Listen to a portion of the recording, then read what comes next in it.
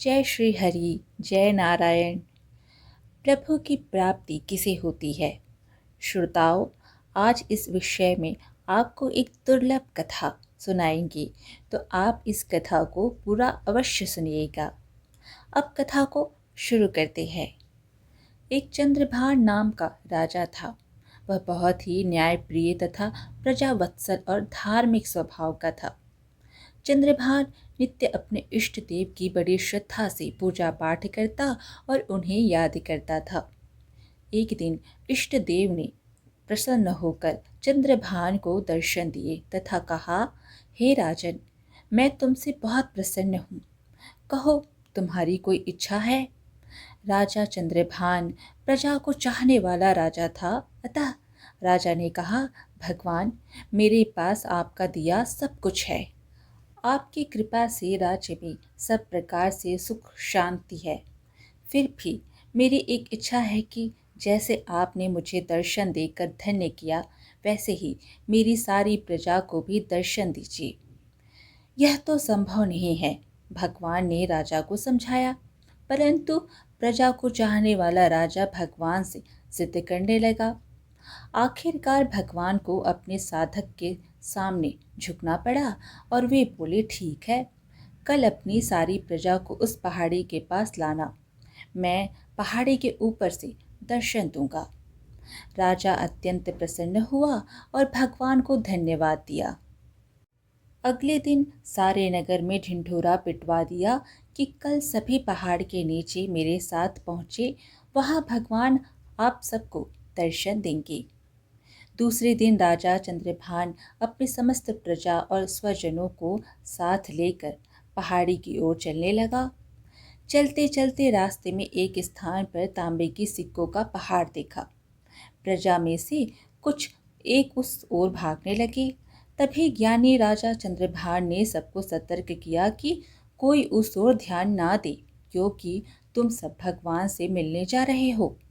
इन तांबे के सिक्कों के पीछे अपने भाग्य को लात मत मारो। परंतु लोभ लालच में वशीभूत कुछ एक प्रजा तांबे की सिक्कों वाली पहाड़ी की ओर भाग गई और सिक्कों की गठरी बनाकर अपने घर की ओर चलने लगे।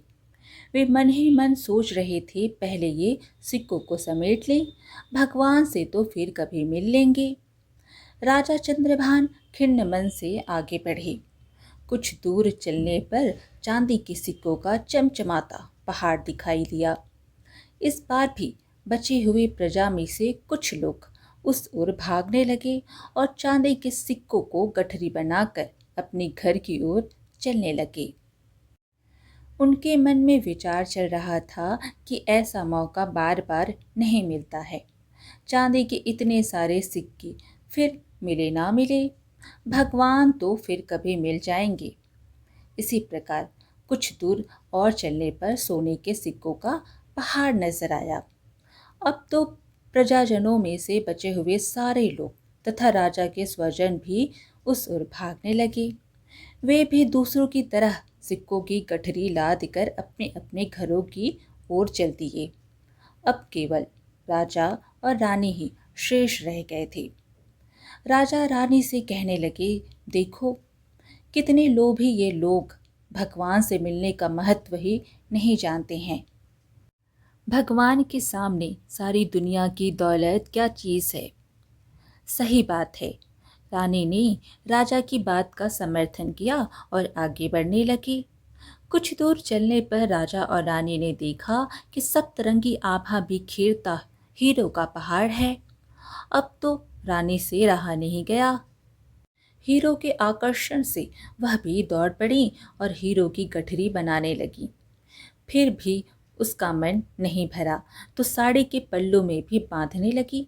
वजन के कारण रानी के वस्त्र देह से अलग हो गए, परंतु हीरो का तृष्णा अभी भी नहीं मिटी। यह देख राजा को अत्यंत ग्लानि और विरक्ति हुई। बड़े दुखद मन से राजा अकेले ही आगे बढ़ते गए। वहाँ सचमुच भगवान खड़े उसका इंतजार कर रहे थे। राजा चंद्रभान को देखते ही भगवान मुस्कुराए और पूछा, कहाँ है तुम्हारी प्रजा और तुम्हारे प्रियजन? मैं तो कब से उनसे मिलने के लिए उनका इंतज़ार कर रहा हूँ। राजा चंद्रभान ने लज्जा और आत्मग्लानि से अपना सर झुका दिया। तब भगवान ने चंद्रभान को समझाया, राजन, जो लोग भौतिक सांसारिक प्राप्ति को मुझसे अधिक मानते हैं, उन्हें कदाचित मेरी प्राप्ति नहीं होती और वह मेरे स्नेह तथा आशीर्वाद से भी वंचित रह जाते हैं। इस कहानी का सार यह है कि जो आत्माएं अपने मन और बुद्धि से भगवान पर न्योछावर हो जाते हैं और सर्व संबंधों से प्यार करते हैं, वह भगवान के प्रिय बनते हैं। आज की कहानी यहीं समाप्त हुई। वीडियो पसंद आए तो लाइक शेयर ज़रूर कीजिए और ऐसे ही अच्छी अच्छी कहानियाँ सुनने के लिए हमारे चैनल को सब्सक्राइब कर लीजिए। धन्यवाद।